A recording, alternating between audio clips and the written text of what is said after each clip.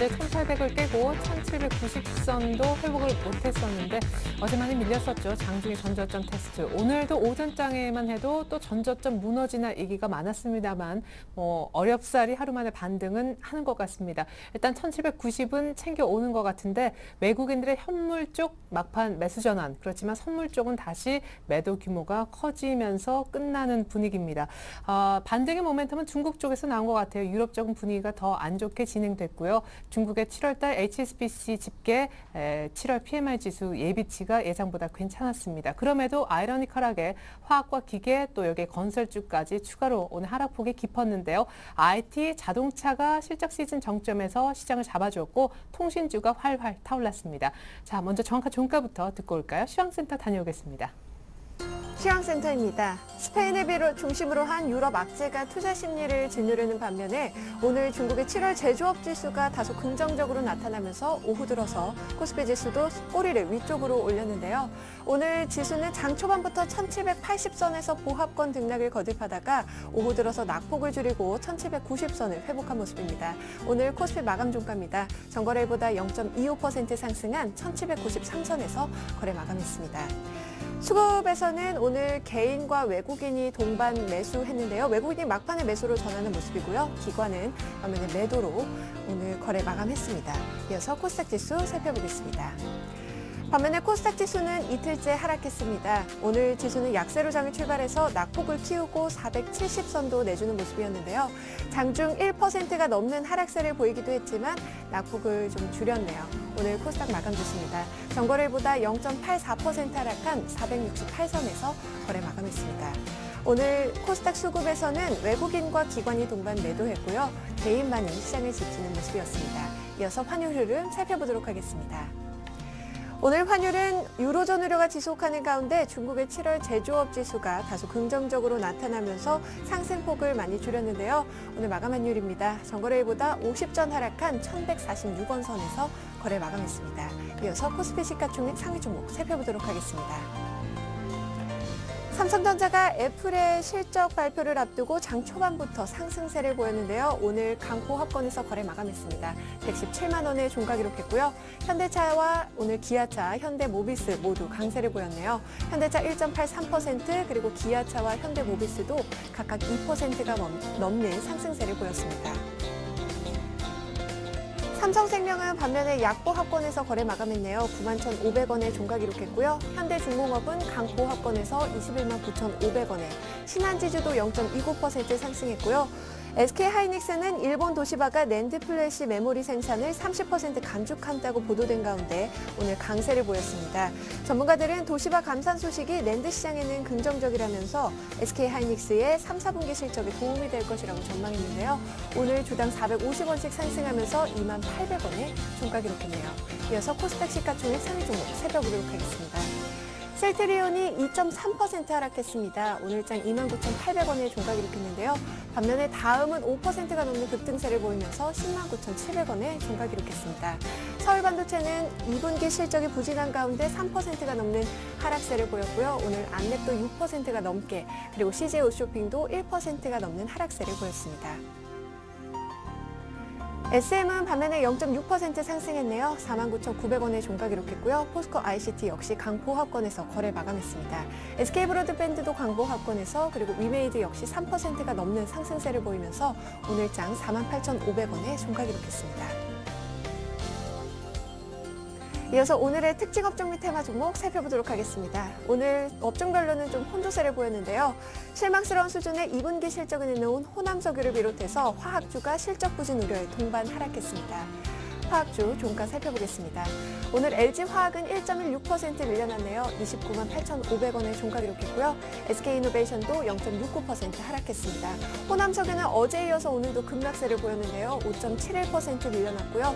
금호석유 역시 3.27% 그리고 대한유화도 4%가 넘게 하락하면서 69,200원에 종가 기록했습니다. 건설주들이 정부의 총 부채 상환 비율 규제 완화에도 불구하고 오늘장 외국인과 기관의 매도에 하락했습니다. 오늘 현대건설은 3.67% 하락하면서 57,800원에 종가 기록했고요. GS건설도 4.1%, 대림산업도 3.5% 하락세를 보였습니다. 삼성물산이 1.12% 하락하면서 61,800원에 종가 기록했습니다. 안철수 서울대 원장의 방송 출연 효과와 또 박근혜 전 새누리당 비대위원장을 앞선 지지율로 오늘장 강세를 보였던 안철수 테마주가 차익 매물이 쏟아지면서 하락세로 전환을 했는데요. 오늘 안랩은 6.33% 하락하면서 12만 1,300원에 종가 기록했고요.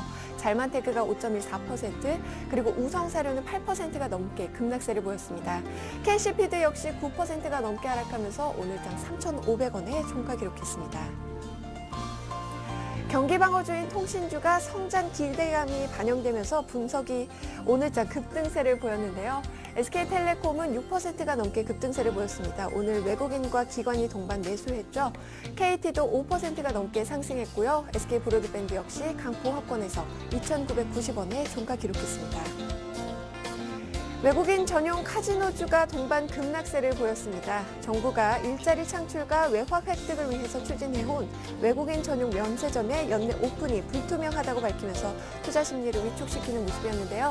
강원랜드는 보합권에서 거래 마감했고요. 파라다이스가 2% 가까운 하락세를 보였습니다. 오늘장 GKL도 역시 2.46% 하락했고요. 비지텍 시스템은 하한가 기록했습니다. 9,350원에 종가 기록했네요. 실적 발표주를 앞둔 발표주 종목과 또 오늘장 실적 발표를 한 종목 한번 알아보도록 하겠습니다. 삼성테크윈이 오늘장 강보합권에서 거래 마감했는데요. 2분기 실적 쇼크에도 상승 마감했네요. 오늘 7만 300원에 종가 기록했고요. 포스코 ICT 역시 0.45% 강보합권에서 거래 마감했습니다. 2분기 영업이익이 전년 동기 대비 23% 늘어났다고 밝혔는데요. 오늘장 6,730원에 종가 기록했고요. 포스코 역시 예정된 가운데 실적 발표가 예정된 가운데 오늘장 강보합권에서 36만 2,500원에 종가 기록했습니다. 웅진코웨이 인수대상자로 KTB 사모펀드가 선정되면서 웅진홀딩스의 주가가 강세를 보였습니다.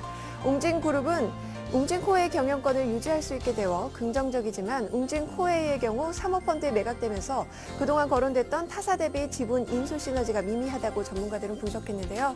웅진홀딩스는 3.45% 강세를 보이면서 5,100원에 마감을 했고요. 반면에 웅진코웨이는 소폭 반등하더니 막판에 하락 전환한 모습입니다. 0.93% 밀려나면서 31,800원에 종가 기록했습니다. 오리온이 하반기 호실적이 예상되는 가운데 하루 만에 반등에 성공한 모습입니다. 오늘 오리온은 주당 4만 4천 원씩 상승했는데요. 91만 9천 원에 종가 기록했습니다. 지금까지 시황센터에서 김혜선이었습니다. 네, 외국인 현물 막판 다시 팔았네요. 소폭이지만 오늘 거래 대금은 4조가량 됐고 코스피 기준 오른 종목은 300개가 안 되지만 내린 종목은 540개가량 됩니다. 자, 시장 이슈 어떤 것들이 현재 있는지 전문가들은 그 같은 이슈에 얼마나 공감하는지 쉽게 OX를 통해서 의견 받아보는 시장 공감대 OX로 2부 출발합니다. 오늘 함께해 주실 두 분은요. 솔로몬 투자증권 목동지점의 주대영 대리님 그리고 HMC 투자증권 잠실지점의 김관숙 과장님이십니다. 안녕하세요. 안녕하세요. 네, 자 시장 이슈부터 화면 통해서 먼저 보고 오겠습니다.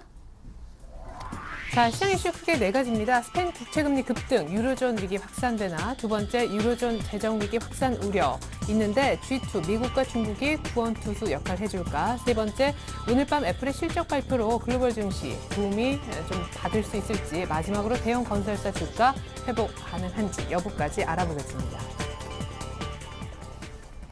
네, 7%만 넘어도 시장에 큰 압박을 주는 스페인의 10년물 국채 수익률, 국채금리가 7.5%까지 뚫었다고 합니다. 자, 두 분 여기에 대해서 어떤 의견 갖고 계신지 여쭤보겠습니다. 스페인 국채금리 급등, 유로존 위기 확산되나? 자, 국채금리 뛰는 거 보니까 유로존 위기 확산된다. 그렇다. 역시 두 분 의견이 같으십니다. 주대영 대리님, 네. 7.5%면 그야말로 사상 최고치 아닌가 싶은데요. 맞습니다. 예. 많은 것을 반영한 것이 결국 금리로 나타나는 거죠. 그렇습니다. 7%는 시장에서 마지노선으로 보고 있죠. 사실상 디폴트, 저는 제가 표현을 좀 좋아하는 표현들이 있는데 디폴트 이제 좀 배째라라고 하는데요. 이제 만세 부르는 거죠. 네. 국가 자체가 이제 부도라고 이제 만세를 부른다는 건데요. 정말 이게 뭐 말도 안 되는 일이 벌어지고 있는 실정입니다. 제가 말씀드리고 싶은 건 일단 스페인이 유로존 국가에 대한 부담들을 어느 정도 지고 있지 않나라고 보는데요. 거의 유로존 국가 중에서 이제 4대 강국이라고 할 수 있는데요. 그리스보다 한 4배 정도 이상의 경제 구문을 갖고 있기 때문에 더 심각하게 받아들이고 있다라고 보시면 될 것 같습니다. 그런 지표들이 일단 뭐 유로화 급락으로 이어지고 있다고 보시면 될 것 같고요. 지금 유로화가 한 1.21 정도 선에서 지금 반등을 모색하고 있습니다. 그런데 또 한번 내려앉을 가능성도 좀 크거든요. 1.2라는 심리적인 그 지지 라인까지도 어느 정도 열려 있기 때문에 아직은 좀 안심할 수 없다라고 보는 거죠. 그래서 지금 일각에서는 8%도 금방 갈 수 있다라고 이렇게 좀 호들갑을 좀 떠는 것 같기도 합니다. 그런데 스페인 GDP 2분기가 또 마이너스 역성장을 또 했습니다. 그래서 네. 지금 심각한 걸 보여주는데요. 제가 지난부부터 스페인에 대해서 말씀드릴 때는 그 지중해 쪽 휴양도시죠. 알테아 쪽의 그 건설 경기 그 급락에 인해서 어느 정도 스페인에서 무조건 지금 안 좋은 일이 벌어지고 있다라고 저는 말씀을 드렸는데요. 제가 오늘 좀 생뚱맞게 좀 갖고 나온 좀 자료가 있습니다. 그 제가 타이틀은 이제 만나지 말아야 될 선이 만나다라고 이렇게 말씀을 드리고 있는데요. 중국 2분기 GDP 7.6% 하고요. 스페인 국채금리 7.5%입니다. 수치가 비슷하네요. 네, 그렇습니다. 예. 그러니까 중국 같은 경우는 이제 성장이죠. 기회라고 보시면 될 것 같고요. 스페인 같은 경우는 이제 재정 위기라고 보시면 되는데요. 기회하고 위기는 항상 같이 공존한다고 보시면 됩니다. 누군가한테 위기는 누군가한테 기회이기 때문인데요. 7.6과 7.5 이제 거의 이제 데드 크로스 나기 바로 직전이라고 볼 수 있는데요. 이런 것들이 이제 거의 혼돈이라고 보시면 될 것 같습니다. 전일하고 전전일 독일 닥스 지수가 거의 5% 급락을 한 게 이런 그림들을 좀 반영해주고 있다라고 보고 있고요. 스페인 쪽에서 어느 정도 강하게 지금 반등이 들어오기는 쉽지 않은 국면이다라고 보고 있습니다. 스페인 증시가 뭐 7%까지 급락하는 등 좋지 않은 모습들을 계속 보여주고 있거든요. 제가 한 증시 같은 경우는 5%를 기준으로 했을 때 제가 국내 증시는 뭐 한 1조 원 정도가 필요하다고 이렇게 수급적으로는 말씀을 드렸는데요. 스페인 쪽 같은 경우는 저희보다 경제 규모가 더 크기 때문에 네. 더 위험할 수 있다라고 보는 거죠. 그렇다면 왜 1조 원이라는 돈을 그렇게 유동성에 있어서 가장 중요하게 보는지에 대해서는 여러 가지 시각이 좀 다양합니다. 그런데 네. 지난번에도 이제 LG전자에서 1조 원 할 때 시장에서 좀 임팩트 있게 받아들여졌는데요. 또 LG전자가 그 부분까지 왔다라는 거죠. 그런 게 왜 제가 생뚱맞게 스페인 얘기를 하다 갑자기 또 LG전자 뭐 이렇게 1조 원에 좀 목을 매는지는 좀 모르겠는데요. 사실상 예. 시장에서는 1조 원이라는 돈이 한 번에 이렇게 쏠리게 되면 예. 그만큼 좀 큰 사건을 이렇게 일으키게 되고 있습니다. 그래서 지금 스페인 쪽에서 마이너스 역성상이 지속되면서 국내 시장도 어느 정도 지금 전일 같은 경우는 조금 크게 조금 두드려 맞는 모습을 보여주는데 아직 이렇다 할 뭐 5천억 원 이상의 매물은 나오지 않기 때문에 아직은 좀 안전하다라고 말씀을 드리고 싶습니다. 그렇지만 이제 스페인 쪽에서 분명히 한 8%까지 가면서 그 중국 GDP 이 위기와 기회가 이제 서로 간에 데스코러스를 나면은 분명히 혼돈이 좀 올 거라고 보고 있고요. 그거에 대한 부분은 내일장 전략 시간에 좀 더 좀 자세하게 좀 살펴보도록 하겠습니다. 예, 좋습니다. 자, 일단은 뭐 스페인 증시가 정말 배째라 하는 그런 분위기, 연저점 거의 가려고 하는데 스페인 국채 금리가 급등을 했습니다. 7.5%. 이게 지금 일부에서는요, 어떤 여의도 쪽 애널리스트는 이렇게 된 이상 국채 금리부터 잡기 위해서 국채를 사줘야 된다. 일단 금리부터 잡아야 된다. 단기적으로 그 조치가 필요하다라고 했는데 유로존 위기가 정말 확산되고 있다라는 것이 느껴집니다.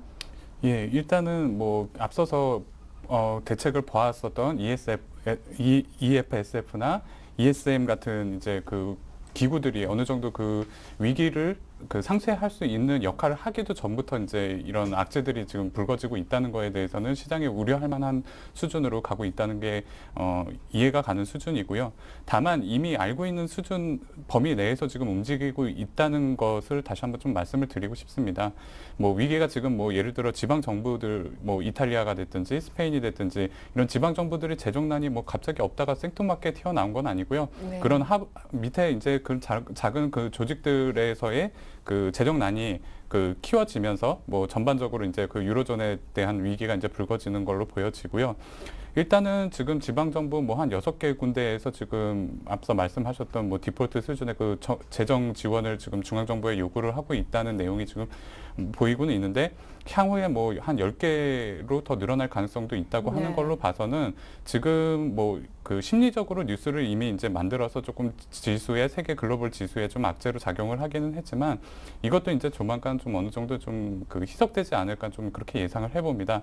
물론 정책적으로 그 해결책을 제시해서 이런 그 원점이 해결되지 않는 한 계속 이제 짊어지고 가야 될 문제로 보이고요. 뭐 앞서서 얘기하셨던 국채가 이제 뭐 7%를 넘어서고 8%에 거의 이제 육박하는 수준이 오고 하고 그렇게 하고 있지만 또 세계에서는 그런 또 그 재정난을 또 타개하기 위해서 각국에서 또 발빠르게 금리를 또 인하를 하고 있는 제스처를 취하고 있습니다. 우리나라도 뭐 금통위에서 지난주에 이제 뭐 급작스럽게 이제 금리 인하를 했지만 이런 제스처들은 말하자면 그 지금 희박해져 가는 이제 자금 그 줄을 좀 더 늘려보겠다는 이제 궁여 직책으로 보이고요. 이런 부분들은 이제 어느 정도 해소할 수 있으려면 이제 그 자금 그 말하자면은 그 유동성이 좀 어느 정도 확보가 돼야 되고 그 유동성들이 시장에 풀렸을 경우에 이제 그 지금 디플레이션 수준으로 위험에 지금 처하고 있는 그 실물자산 쪽 문제라든지 이런 부분들을 어느 정도 완화를 시켜주면서 이제 해결돼 가야 될 과정으로 보여집니다. 예. 아니 그러니까 스페인 국채금리가 급증하는데 유로존 위기가 확산 국면에 있다고는 보시는 거죠. 하지만 큰 틀에서 알고 있는 내용들이다. 이 그렇죠. 얘기십니까? 예, 확산되어 가고 있는 과정이고 지금 어느 정도 진행이 그 이루어지고 있는 과정입니다. 다만 앞서 말씀드렸던 이제 그 EFSF라는 기구에서 그 자금이 지금 이제 고갈되어 가고 있는 상황에 ESM이 어느 정도 이제 자리를 좀 빨리 잡아주면서 그 앞서 말씀하셨던 국채 매입이라든지 유동성을 확보한다든지 이런 이제 대책들이 발빠르게 움직여줘야 되는데 그 각국의 이해관계에 따라서 지금 좀 딜레이가 되고 있다는 부분이 좀 안타깝고요. 그리고 지금 이런 그 지방 정부라든지 혹은 은행들의 부채 문제 같은 경우 그 실질적으로 스페인이라든지 이탈리아라든지 그런 유로존의 지금 위험 국가들의 정부에도 직접적으로 영향을 주면서 조금 부담을 준다는 부분이 좀 문제입니다. 그런 부분을 이제 어느 정도 분리를 시켜줄 수 있는 기구로 이제 나온 게 ESM이라는 기구인데 과연 이 기구가 어느 정도 효율성을 가지고 자금을 그 지방 정부라든지 혹은 그 각국 그 부실 은행들에게 직접적으로 자금을 좀 공급을 함으로써 국채가 급등하는 이런 현상을 조금 막을 수 있느냐 이런 부분을 조금 관심 있게 보시면서 대응을 하셔야 될 것 같습니다. 네, 좋습니다. 이슈 두 번째로 넘어갑니다. 유로존 재정 위기 확산 우려가 있는 와중에 미국과 중국을 이른바 가리키는 G2가 구원투수 역할을 해줄까요? 자, 미국과 중국에서 뭐가 나와야 된다? 꼭 그렇지만은 않다 하셨고 그렇다라고 하셨습니다. 지금 오늘 사실 시장도 중국의 도움을 조금 받아서 반등한 면이 없지 않아 있는데요. 네. 일단 뭐 중국이라든지 미국이라든지 지난 한 달 동안 그 경기 지표에 대한 우려감이라든지 혹은 그 어느 정도 이런 시장의 악재들을 좀 해소할 수 있는 정책적인 대응이 조금 그 실효성이 없는 얘기들 그 말적인 부분으로만 이렇게 나오다 보니까 시장에서는 그런 기대 심리에 부응하지 못하는 부분에 대해서 이제 그 자꾸 이제 박스권에서 움직이는 양상으로 이제 표현이 되고 있는데요. 말씀하셨다시피 지금 뭐 유로존의 위기가 당장 유로존 자체 내에서 해결할 수 있는 수준인지 여부도 지금 불투명한 가운데 이머징 국가에서도 어느 정도 성장성을 뭐 앞서 중국에서 뭐 7.8% 뭐 이 정도 이제 성장성을 보고 있지만 이머징 국가도 지금 둔화 국면으로 접어들지 않을까 하는 이제 우려하고 또 실질적으로 경기 지표에서 좀 그런 부분이 보이고 있습니다. 그래서 결정적으로는 G2라고 하는 이제 미국과 중국이 그 이런 그 양적 완화 정책을 어떤 식으로 해결해서 풀어갈 수 있는지 여부하고 경기 지표가 이제 어떻게 변화를 해가는지 여부를 좀 관심 있게 지켜보실 필요가 있고요.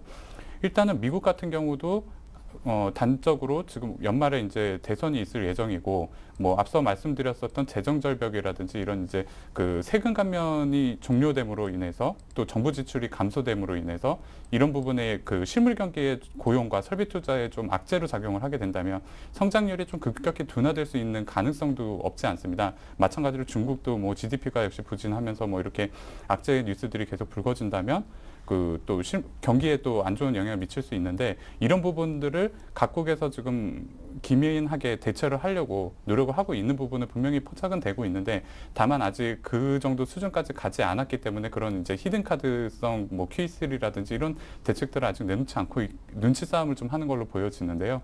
이런 부분들은 어쨌든 미국이라든지 중국에서 그런 히든카드를 제시함으로써 좀 그 유동성에 대해서 어느 정도 해결을 해줄 수 있는지 여부를 좀 관심 있게 봐야 될 것 같고요. 궁극적으로는 또 그쪽에서 해결책이 나와야지만 글로벌 증시도 같이 동반해서 상승할 수 있는 모습을 보일 거라고 예상을 해봅니다. 네, 미국과 중국에서 돈을 풀어주지 않으면 좀 어렵겠다. 근데 일단 X를 드셨으니까요. 유럽 문제는 유럽이 풀어야지 미국과 중국이 구원으로 나설 게 아니다. 그런 생각이신 건가요? 그런 생각보다는 일단 지금 시장이 돌아가는 그림들이 그런 거랑은 좀 거리가 멀다라고 보고 있습니다. 예. 달러 강세 기조로 안전자산 선호 심리 현상에서 미국 국채 10년물, 30년물이 거의 지금 최고의 수익률을 지금 내고 있다고 보셔도 될 것 같은데요. 오히려 유럽을 이용해서 유로존 국가를 이용해서 미국이 안전한 도피처로 지금 인식되고 있다라는 거죠. 대선을 앞두고서 경제 회복을, 고용 회복을 통해서 경제 회복을 하고 싶어하는 그런 그림들이 좀 그려져 있다고 보시면 될 것 같습니다. 그래서 사이드에서 좀 지원은 해줄 겁니다. 하지만 직접적으로 유동성을 공급하고 이러기에는 아직 좀 쉽지 않다고 보고 있고요. 뭐 유로존 국가들 뭐 수장들 만나서 여러 가지 그 제도들도 만들고 많이 했습니다. 그렇기 때문에 그쪽에서 분명히 지원해 갈 겁니다. 뭐 EFSF일 수도 있고요, ESM이 될 수도 있고요. 네. 또 다른 무슨 또 펀드가 될 수도 있죠. 유로 본드가 될 수도 있는 거고요. 그런 식으로 하기 때문에 미국은 일단 손을 놨다라고 보시면 될 것 같고요. 선거 끝나고서 도와주면 더하지 그 전에는 좀 힘들다라고 봅니다. 12월에 대선 전에는 좀 힘들다고 봅니다. 그럼 미국 QE3는 올 연말 잘 해봐야 올 연말에 나올 수 있는. 그렇죠. 이제 극단적인 선택을 하게 된다면 이제 대선 직전 뭐 이런 식으로 임팩트 있게 좀 나올 수도 있다라는 거죠. 네. 아직까지는 공감대, 시장의 공감대를 끌어내기에 QE3는 아직 멀었다라는 점. 중국은 어떻습니까? 예, 중국은 뭐 또 또 한 이게 번의 지준율 인하 기대도 있잖아요. 예, 지금 금리 인하까지도 얘기 나오고 있고 지준율 당연히 나오고 네. 있습니다. 그런데 중국하고 유로존 국가들하고 볼 때는 좀 역사적인 사실을 좀 고려해 봐야 되죠. 아편전쟁 같은 그런 그림들이 있기 때문에 네. 홍콩 차이나, 홍콩 잉글랜드에서 홍콩 차이나를 바뀐 지 20년이 아직 안 됐는데요. 그거에 대해서 조금 안 좋은 그런 감정들이 좀 있다고 보시면 될 것 같습니다. 그게 흡사 좀 뭐 한일 간의 그런 관계처럼 비춰지고 있기 때문에 네. 분명히 후진타오 줘서 가서 강하게 도와주겠다고 얘기했는데 도와준 거 아직 하나도 없습니다. 도와주고 나야 이제 도와줬구나라고 좀 판단하시면 시장 참여자들한테 오히려 그게 더 기회가 되지 않을까라고 저는 보고 있으니까요. 오히려 정말 중국에서 중국 국가 주석이 가서 그렇게 도와주고 유동성을 공급해줘서 유로존이 살아난다면 그때 주식사도 좀 늦지 않다라고 저는 보고 있습니다. 네, 그러면은 아주 짧게 이렇게 여쭤보죠. 유로존 위기가 확산되고 있는데 우려감이 깊어지고 있는데 미국과 중국이 구원투수 역할을 할 수 없다면 당분간은 예. 누가 구원투수가 되겠습니까? 일단 뭐 유로존 국가에선 슈퍼갑이죠. 메르켈 총리밖에 없다라고 저는 보고 있습니다. 메르켈 예. 총리가 이제 못 이기는 척 넘어가야죠. 예, 알겠습니다. 왜 독일을 조금 뭐 독일 국민들한테 표를 떨어뜨리는 한이 있어도 네. 유로존을 살리기 위해서는 어느 정도 좀 희생을 해야 된다고 보고 있습니다. 네, 좋습니다. 자, 세 번째 이슈로 넘어가겠습니다. 여러분들 요거 좀 궁금해하실 것 같아요. 애플의 실적 발표 오늘 밤에 있는데요. 글로벌 증시 살리는 데 도움이 좀 될까요? 자, 애플 실적에 증시에 도움이 되지 않을 거다. 뭐 되게 어렵겠다라는 의미이신 것 같은데 주대영 대리님, 애플하면 언제나 지난번에 이제 삼성전자 애플 비교도 좀 해주셨었던 기억이 나고 제가 2분기 실적에 대한 기대감이 지금 크지 않아요. 굉장히 낮게 실적 가이던스를 잡아놨기 때문에 뭐 요거는 넘지 않겠느냐 이런 얘기들도 많이 하시던데요. 우선 제가 그 만들어 온 표 보면서 좀 설명을 좀 드리겠습니다. 네. 이게 조금 맞지 않을 수 있는데요. 영업이익하고 주당 순이익, 근데 뭐 같은 흐름을 갖고 있는 뭐 현금 흐름이라고 보시고서 접근하시면 될 것 같습니다. 10불 정도. 네, 지금 예. 보시면은 이제 1분기에 12.3불이었거든요. 애플 주당 순이익이. 그런데 이제 시장 예측치가 2분기에 10불하고 10.38불로 이제 좀 16% 감소했다라는 점이죠. 그리고 오히려 삼성전자는 2분기 6조 7천억으로 14.5% 이제 증가했다는 소식입니다. 그렇다면 역으로 보면 비슷하네요, 한쪽에서 수치가. 예, 그렇죠. 예. 한쪽에서 조금 매출액이 저변화된 게 일단 다른 쪽으로 갔다라고 보시면 될 것 같아요. 그러니까 예. 스마트폰 자체에 대해서는 어느 정도 파이가 정해져 있기 때문에 누군가 뺏기면 누군가 먹는 그림이 그려졌다고 보고 있고요. 그런데 오히려 삼성전자는 이런 1분기, 2분기 소식에 외인들이 엄청난 물량을 팔았죠. 지난번에 카운팅도 한번 해드렸는데 단일 종목에서 한 1조 5천억가량 그렇게 이익 실현하는 그림도 그려졌습니다. 애플 제가 전일 한번 차트를 살펴보면서 좀 말씀을 드리겠는데요. 네. 나스닥이 좀 급락을 나오다 되돌림이 나왔는데 바로 그게 이제 애플 컴퓨터가 지수를 좀 받쳐줬다는 겁니다. 애플 차트 좀 보면서 말씀을 드리도록 하겠습니다. 좀 아래 꼬리가 있고요. 좀 몸통을 양봉으로 좀 세게 네. 세워놨죠. 이게 나스닥하고 거의 비슷한 흐름이라고 좀 보시면 될 것 같은데요. 나스닥 일봉입니다. 지금 61선 아래서 굉장히 세게 밀리다가 거의 급락이 나왔죠. 한 3.8%까지 3.8%까지 밀리다가 종가상 어느 정도 회복을 했는데요. 이런 것들이 애플 컴퓨터 이런 식으로 좀 땡겨놨다는 거죠. 일단 뭐 재료에 팔아라. 그게 조금 증시에 묻어나 있기 때문에 저는 좀 부정적이지 않나라고 이렇게 말씀을 드린 건데요. 애플 좋은 회사입니다. 아직은 그렇지만 아이폰 5 출시 기대감 형성되기 전에 매출에 대해서는 아직은 좀 글쎄요라는 좀 말씀을 드리고 싶고요. 삼성전자 뭐 갤럭시 S3가 지금 뭐 1,000만 대 돌파했다는 소식을 네. 좀 들었습니다. 또 천문학적인 수익을 내지 않을까. 그렇다면 시장의 파이가 정해져 있는 상태에서 삼성전자가 그런 수익을 낸다면 애플도 좀 부진하지 않을까. 좀 간단하게 좀 생각을 해보도록 하겠습니다. 10불이죠. 2분기 10불 생각하고 있습니다. 그렇다면 1년 곱하기 4하면 한 40불 정도 되죠. 네. 그렇다면 600불입니다. 지금 애플 주가가 거의 한 7에서 8% 정도. 연으로 따질 때 중국이 지금 GDP 성장률을 한 7에서 8 정도 이렇게 하면 10년 지날 때 이제 더블 난다고 이렇게 막 호들갑을 떠는 건데요. 애플 역시 10년 지나면 더블로 상승할 수 있다는 그런 그림들이 단순하게 나올 수 있다는 거죠. 네. 그렇지만 이게 꼭 굳이 그렇게 될까에 대한 부분. 아니 그러면 일단 오늘 밤에요. 애플의 실적이 뭐 이제 예상치처럼 이렇게 전분기보다 한 16% 정도 줄어든다면은 네. 그만큼 삼성전자가 이득을 보고 있고 지금 장사를 잘하고 있다는 얘기니까 애플의 실적이 안 좋으면 우리 IT는 내일 올라가는 겁니까?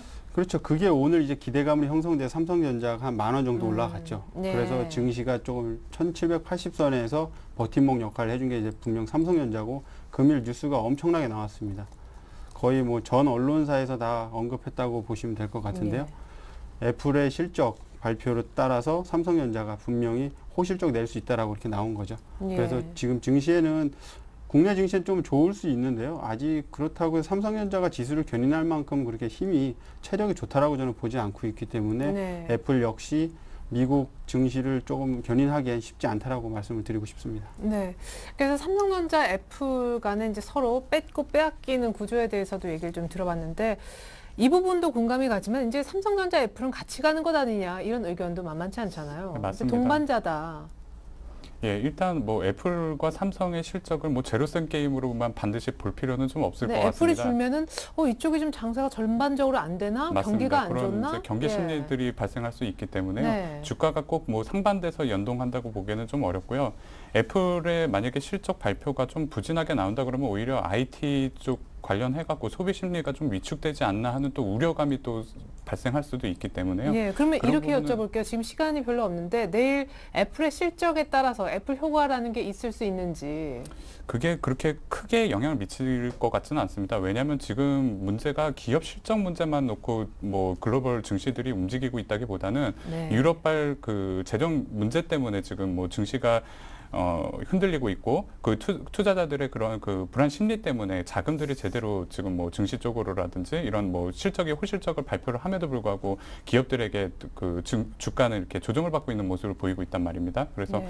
이런 부분이 만약에 예상을 깨고 오히려 호실적이 나온다고 하면 조금 더 기대 심리를 갖고 시장에서 반응을 할 수는 있겠지만 안 좋다고 해서 뭐 시장에 그렇게 급격하게 뭐 하락을 한다든지 하는 그런 변동성이 커 보이지는 않습니다. 예, 알겠습니다. 자, 이번엔 마지막 이슈 한번 짚어볼까요? 대형 건설사 주가 뭐 연저점 수두룩한데요. 주가 회복이 좀 가능할까요? 대형 건설사 주가 좋아질 수 있다? 좋아질 수 있다? 좀 어렵겠다. 예, 김관수 과장님의 긍정적인 얘기부터 들어보죠. 정부는 계속해서 당근을 내놓는 것 같은데 주가는 별로 반응하지 않네요. 일단 뭐 희소식인지 아니면 좀 안타깝게 받아들여야 되는지 조금 약간 만감이 교차하는 네. 부분입니다. 뭐 두 정권에 걸쳐서 계속 그 부동산을 옥죄면서 이런 그 문제들이 좀 불거져 왔는데요. 최근에 그 DTI라고 해서 이제 데뷔 투 인컴해서 그 수입 대비해서 어느 정도 부채를 발생을 시켜가지고 그 부동산에 이제 투자를 하느냐 그런 부분에 대해서 이제 정부가 관여를 하면서 부동산과 금융시장의 그 부조화들을 좀 막아보려고 이제 했던 제스처들이 최근에 조금 이제 그 유동적인 방향으로 이제 돌아섰다는 부분에 대해서 조금 긍정적으로 볼 필요도 있고 네. 한편으로 좀 우려스러운 부분도 있는 것이 사실입니다. 왜냐하면 최근에 뉴스에서 이제 보셨겠지만 그동안에 이제 그 개개인분들이 갖고 있는 자산들의 가치들이 이제 저평가되기 시작하면서 국내 이제 소비라든지 이런 부분에 실물 경제에 있어서 자꾸 악재로 발생하는 이제 악순환이 고리가 이제 시발점이 되는 역할을 했는데 네. 이런 부분들을 어느 정도 이제 숨통을 틔워주기 위해서 유동성을 이제 좀 공급해주겠다는 의미로 이제 좀 받아들여질 수 있고요. 단편적으로 이제 말씀드렸던 건설사들의 주가 회복에 좀 좋은 영향을 미칠까 하는 부분은 주가를 지금 보시면은 뭐 지금 차트에 보시면 대림 산업을 좀 띄워놨는데요. 네. 주가가 뭐 연중 계속 저점에서 지금 횡보를 하면서 쭉 빠져 있습니다. 근데 이런 부분에 있어서 이런 대책들이 나와줌으로 인해서 뭐 급격하게 바로 주가에 긍정적인 부분으로 영향을 미치기는 뭐 사실 쉽지는 않겠지만 중요한 부분은 정부에서 이런 대책들을 지속적으로 낼 가능성이 높다는 부분입니다. 지금은 뭐 단편적으로 이제 그 DTI 부분은 이제 좀 완화를 하겠지만 앞으로는 그 부동산 정책에 있어서 여러 가지가 있겠는데 뭐 세금을 좀 완화를 하게 한다든지 다주택자들에 대한 세금을 좀 완화를 한다든지 혹은 이제 대출 금리를 조금 인하를 해준다든지 임대 사업을 좀 활성화를 할 수 있도록 이제 좀 제도적으로 재개발 정책도 마찬가지고 이런 부분들을 조금 숨통을 틔워주게 된다면은 대형 건설사들에 한해서 뭐 대림산업이라든지 GS건설이라든지 이런 그 대형 건설사들에 한해서는 주가에 좀 긍정적인 영향을 미칠 것으로 좀 보여지고요. 현재 주가도 뭐 상당 부분 저평가가 되어 있고 단기적으로 이런 이제 정책들로 인해서 주가에 뭐 급격하게 그 급등을 할 수 있는 모습을 나타내기는 쉽지는 않지만 다만 이제 어느 정도 그 주가에도 이제 악영향을 미치는 바닥선을 어느 정도 이제 거치지 않았나 하는 부분은 그러니까 건설주는 지금 트레이딩이 되겠다는. 네, 맞습니다. 예, 네. 알겠습니다. 자, 하지만 이제 그런 부양책이 이렇게 계속 정부 쪽에서 나오는데도 일단 지금 안 움직이고 있다라는 게 좀 찝찝해요. 그런 효과는 언제쯤 실질적으로 나올지 그 수치를 봐야 좀 안심하고 들어갈 텐데 일단 X 드셨잖아요. 네, 그 요즘에 건설사들이 힘든 건 이제 돈이 묶여 있다는 거죠. PF 대출 통해서 건설을 해놨습니다. 아파트를 지어놨습니다. 네. 제가 아는 아파트들만 해도 김포 쪽에 가면 풍무지구 뭐 이런 쪽으로 거의 미분양 수두룩하다고 보시면 될 거거든요. 네. LH공사 쪽에서 정말 부채가 부채를 안고 있는 형국으로 지금 네. 발행을 했거든요. 뭐 국공채가 거의 다 그런 쪽으로 물려 있다고 보시면 되는데요. 건설사는 돈이 안 들기 때문에 더 죽어날 지금 시점입니다. 근데 건설사만 돈이 없는 게 아니고 지금 시장 전반에 지금 실물 경기 자체가 돈이 안 돌고 있거든요. 그렇기 네. 때문에 제일 경기에 민감하다고 할 수 있는 건설업부터 지금 두드려 맞고 있다고 보시면 될 것 같은데요. 저는 이제 두산건설 좀 차트를 좀 띄워놓고 좀 말씀을 드리겠는데요. 네. 보시면 아시겠지만 좀 계속 지금 60일선이 지금 우하향하고 있는데요. 그 밑에서 이제 수급이 받쳐주지 않는다라는 거죠. 이런 거 그냥 매수, 매도 이런 거 한번 열어보면 분명 외인이 됐든 기관이 됐든 누군가 꾸준히 계속 팔고 있다라는 겁니다. 네. 그만큼 미래에 대한 불확실성을 지금 안고 있다고 보면 될 것 같은데요. 그래서 이제 주봉의 그림을 좀 놓고 보겠습니다. 거의 뭐 이렇게까지 60주 선과 만나지 않을 수 있을까라는 점인데요. 네. 올라올 거의- 생각이 일단 없네요. 이 정도면 개인분들 엄청 물려 계시다고 보면 될 거예요. 좀 마음 아프지만 지금 뭐 거의 이 지금 5,000원 부근부터 해서 지금 3,000원대까지 지금 개인들이 엄청 물량이 좀 물려 있다고 보시면 될 것 같고 이 부분에 대해서 기관이 됐든 외인이 됐든 끊임없이 팔았다라는 부분입니다. 그래도 두산건설 같은 경우는 좀 양호한 게 두산중공업이 꽤 큰 지분을 보유하고 있어서 좀 낫다라고 보시는 건데요. 그나마 난 회사가 이 정도라면 이제 다른 회사 차트들 열어보면 또 더 심각해질 수 있다라는 겁니다. 그러면 수급 돌아오기 전까지는 좀 회복이 어렵겠다는. 그렇죠. 수급이 일단 돌아오면 그에 따른 무슨 경기 부양책들이 또 쏟아져 나올 수도 있다는 거죠. 그 LTV 쪽이 될 수도 있는데 LTV 쪽은 거의 은행 쪽 부실을 막기 위해서 지금 그렇죠. 제가 알기로는 막았다고 보고 있기 때문에 네. 오히려 건설사가 100% 지금 부담감을 떠안고 있다라고 보시면 됩니다. 그렇다면 매도 주체는 제가 보기엔 기관 쪽이 오히려 더 맞다라고 보고 있고요. 외인들은 건설 쪽을 거의 쳐다보지 않을 거라고 보고 있습니다. 그렇기 때문에 이렇게 수급이 꼬여가고 있고요.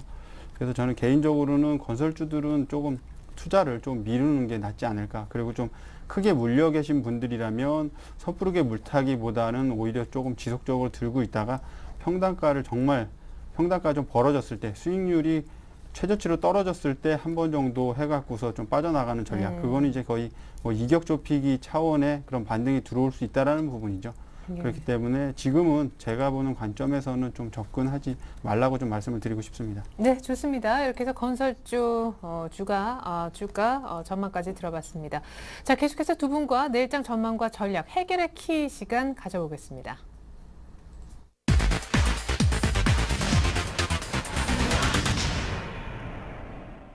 네, 실적 시즌입니다. 실적에 민감한 지금 타이밍을 보내고 있다는 얘기인데 만약 애플의 실적이 좋지 못해서 내일 또 지지력 테스트 얘기가 또 나오면 어떡하나 걱정이 됩니다. 코스피 지지라인 어떻게 보고 계신지요? 일단 뭐 꾸준히 제시해드렸던 박스권을 제시를 해드리겠습니다. 네. 뭐 하단으로는 1770을 보고 있고요. 상단으로는 1900선까지는 박스권에서 충분히 유동적으로 움직일 가능성이 좀 매우 높고요. 뭐 항상 말씀드리는 부분이지만 사실 이게 얼마나 시장에서 의미가 있는지는 사실 밝혀진 바는 없습니다. 근데 그 1770이라는 그 선이 이제 뭐 PBR 1배 수준이고 그리고 뭐 PER 뭐 8배 수준이라서 심리적으로 어느 정도 지지를 받을 수 있는 라인이다 하는 데 대해서는 아마 대부분의 뭐 애널리스트 분들이나 전문가 분들도 이견은 없으실 거라고 보여지고요. 다만 이 부분을 지금 저점을 깨고 혹시 내려갈 수도 있는 좀 변동성에 대해서는 사실 뭐 대비는 좀 해야 되겠지만 네. 큰 이변이 있지 않는 한은 그 1770선은 지지할 걸로 보입니다. 그리고 시장 자체만 놓고 보면은 1770 언저리에서는 항상 반등이 좀 세게 나와줬습니다. 뭐 전일 뉴욕 증시라든지 뭐 해외 증시들은 좀 조정을 받았는데 반해서 금일 뭐 아시아 쪽에서는 좀 반등이 좀 이루어졌거든요. 네. 이런 부분을 봤을 때는 일단 그 이머징 국가 쪽에서 먼저 조금 주가에 긍정적으로 움직이고 먼저 조정을 받고 하는 모습 패턴들이 지금 꾸준히 지금 몇 개월간 포착이 되고 있는데요.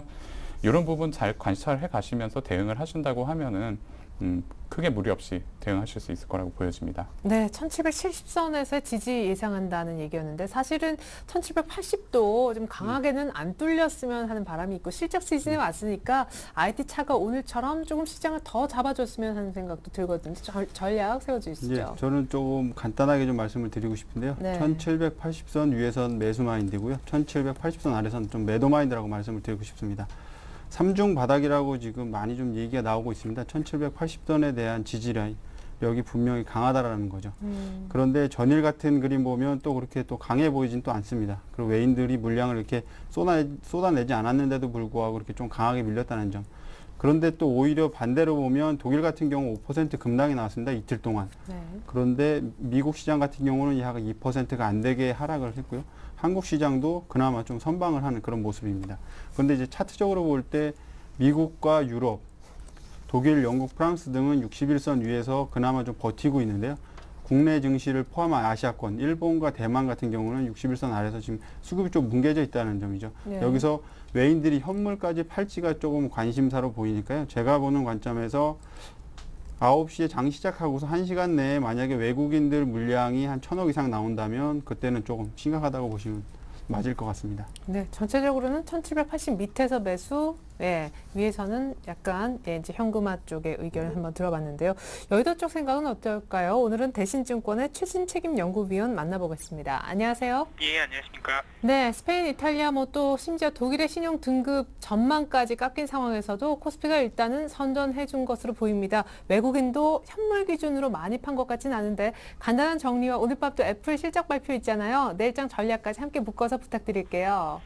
예, 말씀하신 바대로 일단은 뭐 스페인발 리스크 우려가 좀 지속되고 있음에도 불구하고 국내 증시는 일단은 좀 선방하는 모습을 나타냈는데요. 상대적으로 좀 선방을 나타냈었던 이유는 앞서 말씀하신 바대로 애플의 실적 발표를 앞두고 외국인들의 관망 흐름이 국내 증시에서 이어졌다는 점, 그리고 두 번째로서는 금일 발표됐었던 중국의 HSBC 7월 PMI 제조업 속보치가 6월 확정치 대비해서는 소폭이나마 좀 반등을 나타냈던 점이 좀 호재로 작용하지 않았나 이렇게 볼 수 있을 것 같습니다. 일단 국내 증시 같은 경우에는 최근에 중국 증시의 약세와 더불어서 상대적으로 선진국 지수 대비해서 좀 디커플링의 모습을 나타냈었는데요. 그동안은 중국의 경기 둔화에 대한 좀 더 비관적인 전망이 좀 나타났었다면은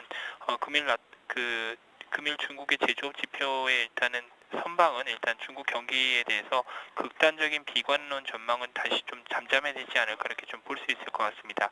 이에 국내 증시는 일단 1780선에서 또다시 지지력을 좀 확보한 상황이고요.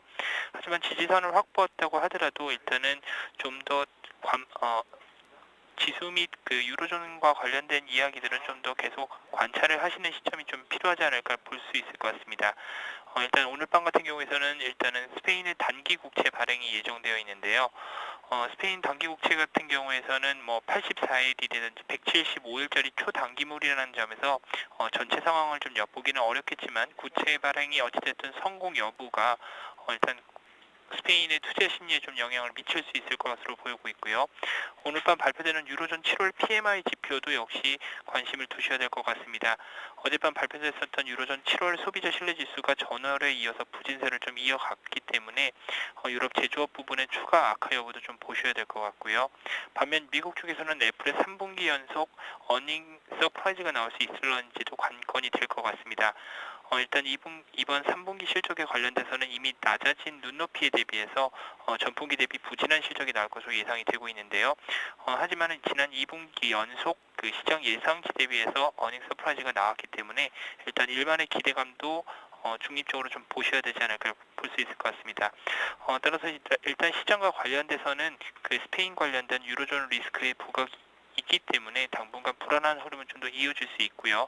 유럽과 관련된 리스크 같은 경우에서는 일단은 예상할 수 있는 부분이 아니기 때문에 스페인 우려가 좀 더 가라앉기 전까지는 방어적인 전략을 좀 더 우선시하시면서 시장을 관찰하시는 게 필요할 것 같습니다. 네, 유럽 때문에 힘든 시장이다. 뭐 이런 분석도 좀 들어봤는데 그러면 만약에 애플이 이전 2분기 연속 서프라이즈를 냈듯이 간밤에도 낮은 기대치를 만족시키면서 서프라이즈를 내준다면 어닝 측면에서 내일 IT주 일부 현금화하는 것이 낫겠습니까? 일단 금일 같은 경우에서는 뭐 반도체 부분의 실적 때문에 또 뭐 실적의 전망에 대한 걸 관련돼서 삼성전자나 하이닉스 좀 IT주들이 좀 반등하는 좀 모습을 보여줬었는데요. 네. 일단은 미국의 경기와 관련된 이야기들을 좀 더 보셔야지 IT주들의 움직임이 좀 더 가지 않을까 좀 예상을 하고 있고요.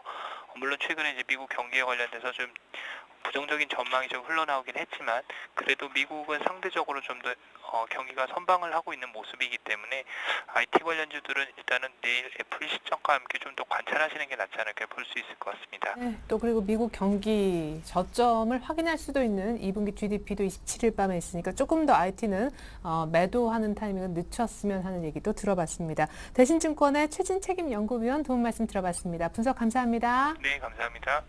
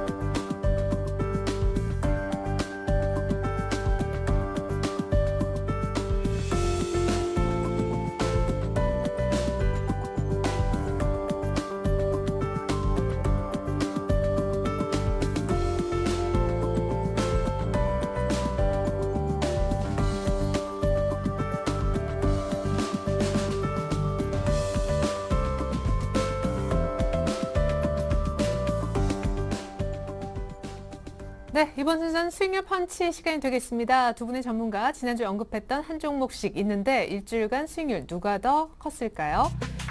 자, 지난주 대결 종목을 먼저 보여드립니다. SK증권 대 제일기획의 대결이었었는데 수익률 결과 제일기획이 훨씬 컸네요. 축하드립니다. 3% 넘게. 오늘 사실은 윗꼬리 안 달았으면 수익이 더 컸을 법했어요. 네, 맞습니다. 뭐 꾸준히 추천드리는 종목이지만요. 뭐 항상 그 기업 실적이라든지 혹은 지금 계속 시장에서 어느 정도 그 수급을 받쳐줄 수 있는 그런 뉴스들이 있는지 여부 잘 파악하시면서 들어가시면 분명히 문제 없이 들어가실 수 있다고 보여지고요. 제일기획 같은 경우도 마찬가지로 삼성전자라는 든든한 이제 백그라운드를 배경으로 해서 국내에서도 1위 그 광고 대행 업체이기 때문에요. 네. 꾸준히 관심을 가지고 대응하시면 될 것 같습니다. 그리고 간단하게 지금 차트 보시면은 2년간 지금 주봉 차트인데 60주 선을 꾸준히 받치면서 지금 그 이하로 훼손하지 않고 지금 주가 버티고 있습니다. 지금 가격대에서도 충분히 대응 가능하신 가격대고요. 목표 주가대로 움직이시면은 충분한 수익 내시면서 투자자분들이 수익을 이루실 수 있을 것 같습니다. 혹시 런던 올림픽 관련해서 전후에 뭔가 조금 현금화할 필요는 없는지. 일단 단기적으로 일봉 차트를 좀 보시면은요. 지금 뭐 60일 선이라든지 120일 선에서 조금 맞고 윗꼬리 달고 조금 윗꼬리 달고 좀 내려오는 모양이 있는데요. 요 지금 120일 선, 60일 선을 좀 통과하는지 여부 좀 일봉 차트에서 좀 관심 있게 보시면서 대응하시면 추가적으로 전고점이었던 21,000원 선 충분히 돌파 가능할 걸로 보이고요. 다만 요 저항선 좀 뚫고 올라가는지 여부 이동평균선을 잘 체크해 가시면서 박스권에서 대응하시면 충분히 수익을 이루실 수 있을 겁니다. 네, 알겠습니다. 이제 막 GS건설 실적 나온 것 같고요. SK증권 얘기를 들어보죠. 오늘 종가가 손절가.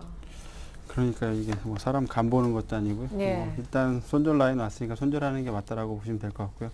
지금 61선 깨지면서 금일 한 20원 정도 급락이 나왔습니다. 20원 뭐 별거 아닌데 누적 수익률은 좀 꽤 많이 좀 빠졌는데요. 지금 시점에서 사는 것보다는 오히려 손절하는 게 맞다라고 보고 있고요. 네. 제가 뭐 증권사에서 이게 녹을 먹고 있는데 증권 업황 안 좋은 건 사실인데 기술적 반등 타이밍 노리고 들어갔는데 좀 안 맞았던 것 같습니다. 예. 일단 손절 처리하도록 하겠습니다. 네, 좋습니다. 이렇게 해서 점검 받아봤고요. 오늘 종목 화면을 통해서 먼저 볼까요? 네, 주대영 대리님은 다음을, 김관수 과장님은 삼성전기를 준비해 오신 것 같습니다.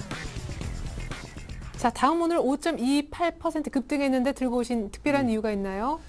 점심 때 뽑을 때만 해도 이러진 않았는데 예. 예. 이거 뭐 SK증권도 그렇고 이게 종목들이 좀 사람 간 보는 것 같습니다. 이게 좀 오후장에 급등을 해갖고 5.28%까지 끌어올렸는데요. 다음 뭐 다른 말씀드릴 건 없고요. 국내 2위 인터넷 포털 사이트입니다. 수급도 괜찮고요. 지금 61선 위에서 강하게 좀 우상향할 수 있는 그림이라서 제가 들고 나왔는데요. 네. 내일 시초가 한번 따라 붙어도 이런 장대 안봉 세울 때 또 갈 수 있다라고 저는 판단하고 있으니까요.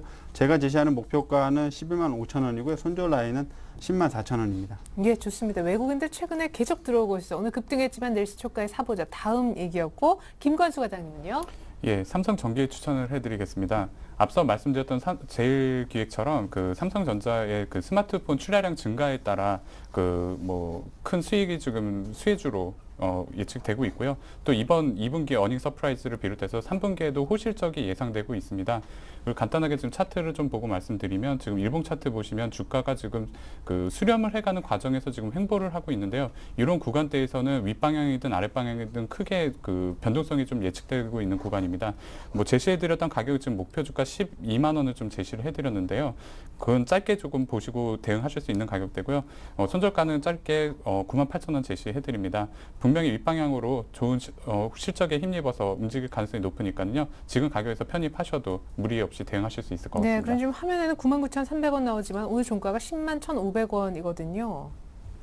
예, 현재 가격에서도 충분히 대응 가능하시니까요. 매수하시는 분들도 추후에 그 목표 주가 잘 유심히 관찰하시면서 대응하시면 될 것 같고요. 네. 뭐 주봉 차트로 간단하게 지금 보셔도 지금 저점이었던 59,000원을 바닥으로 해서 꾸준히 지금 우상향하면서 올려놓고 있습니다. 네. 일봉 차트에서도 지금 이렇게 삼각 수렴을 지금 하고 있는 구간대이기 때문에요. 내일 역시 시초에서도 괜찮겠네요. 맞습니다. 그래서 네. 매수 분명히 하시면 뭐 지금 영업이익이 3분기 영업이익도 지금 1,704억 원 정도 지금 뭐 예측된다고 하고는 3분기 지금 예측까지 나오고 있습니다. 그래서 상당히 앞으로 그 갤럭시 S3라든지 이런 여러 가지 그 호실적이 될 수 있을 만한 뉴스들이 많이 있으니까요. 관심 있게 대응하시면 될 것 같습니다. 네, 좋습니다. 두 분의 펀치 종목 다시 한번 정리해서 보여드립니다. 네, 이번 주는 다음대 삼성전기 대결이 펼쳐질 것 같습니다. 주대영 대리님이 언급하신 다음부터 보면요.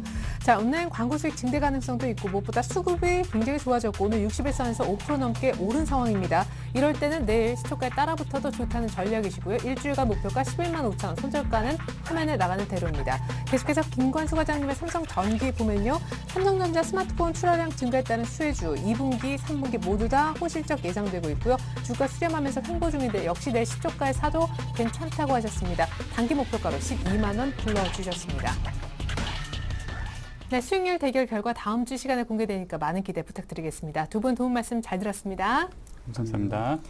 네, 이상으로 오늘장 내장 2부 마칩니다. 오늘 뉴욕장 끝나고 나서 애플의 실적 나온다고 하니까 체크 부탁드릴게요. 감사합니다.